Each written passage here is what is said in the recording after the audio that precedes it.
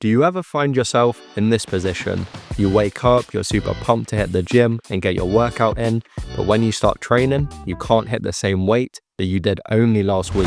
You're doing the form correctly, but you barely feel the lift. Halfway through the workout, you're tired, low of energy, and leave the gym very unsatisfied. Knowing what to do before a workout can massively increase your muscle growth and energy. So, if you want to maximize your gym progress and go from this to this, make sure you cover all 7 topics. So, let me break down the 7 worst things you should never do before a workout. Number 1, eating a large meal in fats and protein. Now, everyone always talks about protein and how important it is, but you don't want to be having loads before your workout.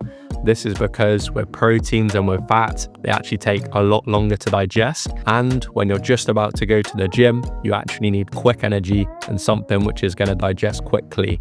So in this case, I'd go for fast releasing carbs. Things like bananas, honey, rice cakes. These will digest quickly, so you're not going to feel bloated when you get to the gym and lethargic, and you'll get a much better session in. Number 2, skipping the warm-up. Now, of course, you don't need some elaborate 30-minute warm-up routine. You just need something which is quick and is going to prime the muscles, also get the blood pumping a little bit, and ultimately protect you from injuries and get the mind to muscle connection.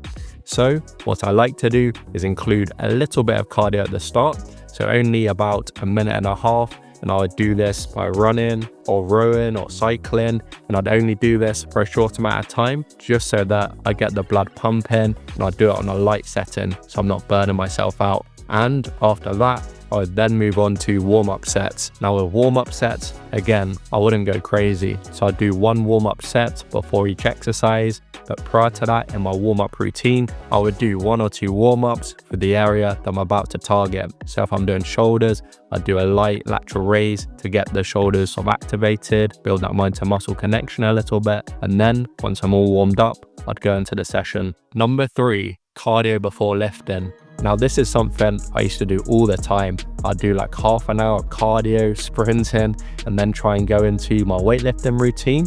And I'd always just fail my sets, not be able to lift as heavy. So intense forms of cardio, you'll want to do this after your workout, as obviously it creates fatigue and will hinder your weightlifting sessions and strength. Number 4, skipping electrolytes. Now with this, it's actually quite underrated. When I first got into lifting, I never really knew about electrolytes, but it's super helpful for your sessions.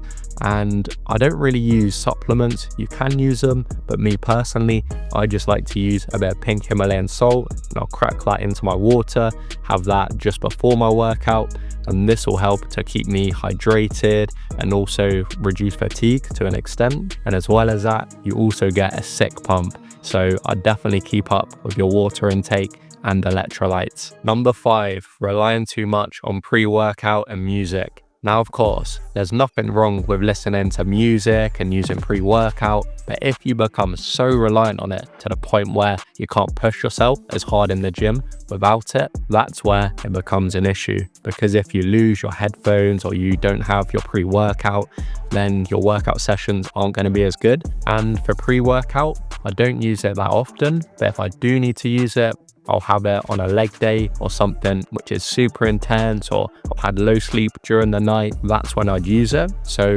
if you're using pre-workouts sort of every day, every session, then eventually, first of all, it's not going to have as much of an effect on you. And secondly, it's going to set you up for failure if you don't have it. In terms of music, when you're at the gym, just trial out training without it for a couple of days and see what it's like. And you may notice that your training sessions are a lot quicker.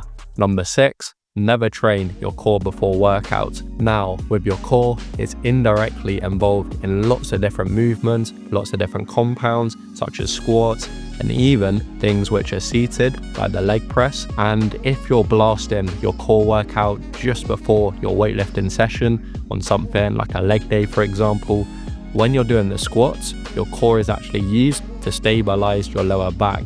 So if you've just blasted your core and then you try and lift crazy heavy weight on the squat rack, without that stability, can lead to your back rounding and your lower back rounding, and then failing the lifts or even causing an injury. So be very careful of training core before. Instead, do it after the workout. Number 7, static stretches. So with static stretches, they temporarily weaken the muscle fibers, which can lead to a reduction in overall strength and power during your workouts. They can also cause your muscles to relax and elongate. So when you're trying to do something explosive and quick, like box jumps or other dynamic, high impactful movements, this can actually increase the risk of injury as you haven't primed the muscles and the muscle fibers enough. So instead of the static stretches, what you'll want to do is opt for more dynamic stretches instead. Sweet, so that's the whole video. That's the 7 worst things to do before a workout. And if you're still struggling to see progress and need a bit more guidance or more of a customized approach, you can click on the first link in the description. It basically just fill out a form so I can get to know how I could help you, if I can help you, and then we'll jump on a call and go from there. And if you wanted to see the 7 worst things to do after a workout, you can click on this video right here. And yeah, other than that, drop a like, drop a subscription, and I'll catch you next time.